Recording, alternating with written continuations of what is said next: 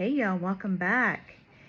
If you didn't get a chance to watch the last video, the truth about the strong black woman narrative and what it's costing us, please do yourself a favor and go back and watch it, because it provides some necessary context to for what this part 2 of the video is about.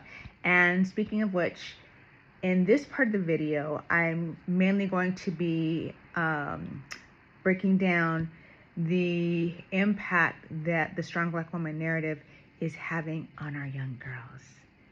All right, hope y'all enjoy. We're really starting to see, you're hearing more talk about how this is showing up, not just the talk, but you're experiencing it. You're experiencing the chronic stress, that cortisol, those cortisol levels are they're just up all the time.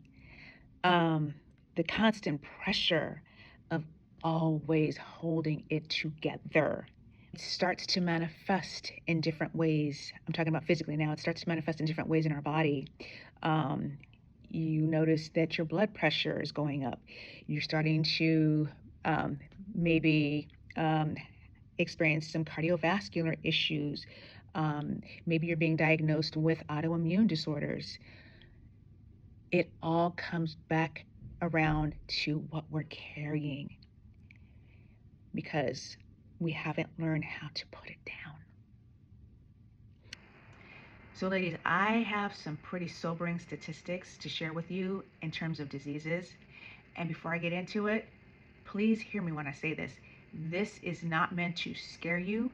This is more of a call to action, or shall I say, this is me putting this out here for awareness and more of a call to action, so that we can hopefully start taking better care of ourselves and putting ourselves first. All right, let's talk about autoimmune diseases. Black women are 2 to 4 times more, or should I say, black women are 2 to 4 more times more frequently diagnosed than white women, especially for diseases like lupus. Many of us know someone who's diagnosed or living with lupus. We often are diagnosed earlier, and we experience more severe complications in terms of autoimmune diseases. Let's move on to cardiovascular disease. Approximately 59% of black women aged 20 years and older, 20 years, are diagnosed with some form of cardiovascular disease, compared to 42 to 49% of white women. Hypertension. 58.4% of black women have hypertension, compared to 43% of white women. Strokes. This is near and dear to me because I have a family member who was recently diagnosed with stroke. Black women are twice as likely to suffer from strokes suffer from strokes, and face a 47% higher risk of developing strokes, and are more likely to experience them at younger ages. Diabetes. Black women are approximately 60% more likely to be diagnosed than white women. And now I want to talk about how this is impacting the young girls in our lives, because y'all, we model this. We're not aware that we're modeling it, but we're modeling this. On top of that, we normalize it, and without even realizing it, we're passing it down to our daughters, our nieces, and any other young girls in our lives. Because y'all, they are watching. They're like little sponges. They're watching. And they learned that strong means you don't ask for help, you don't complain, you keep it together no matter what. Rinse and repeat. And the cycle, it just continues. So ladies, at some point, we have to be honest with ourselves, and we have to ask ourselves, honestly, is this version of strength, is it still serving us? Really?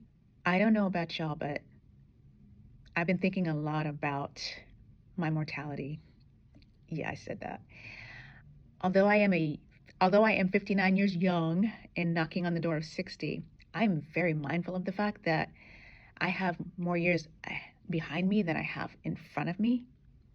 And considering the fact that the average lifespan is 85, I'm trying to make some different moves. I'm trying to shift some things in my life because I want, first of all, peace.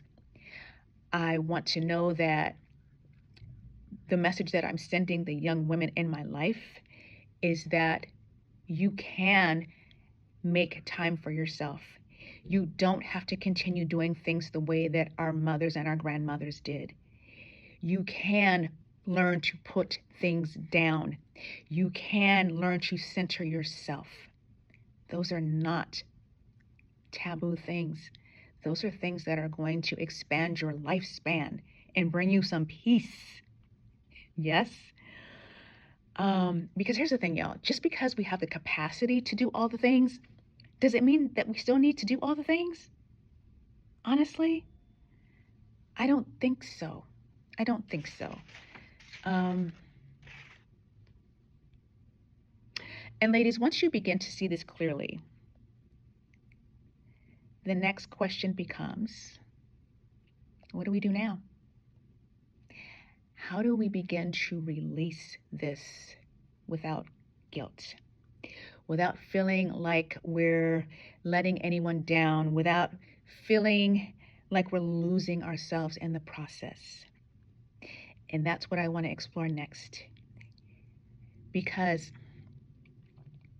there is another way, and it begins with something that many of us were never taught. You know what that is, ladies? It's softness. And that should not be a bad word. It should not be a word that we're afraid to even say, because we deserve it. All right, ladies, I want to thank you for joining me today. And ladies, if this resonated with you in any way, please let me know in the comments, because I know what I'm feeling. I know what's impacting me, but I don't really know to the degree that it's impacting you. And the content that I put out, it depends largely upon the feedback that I'm getting from you.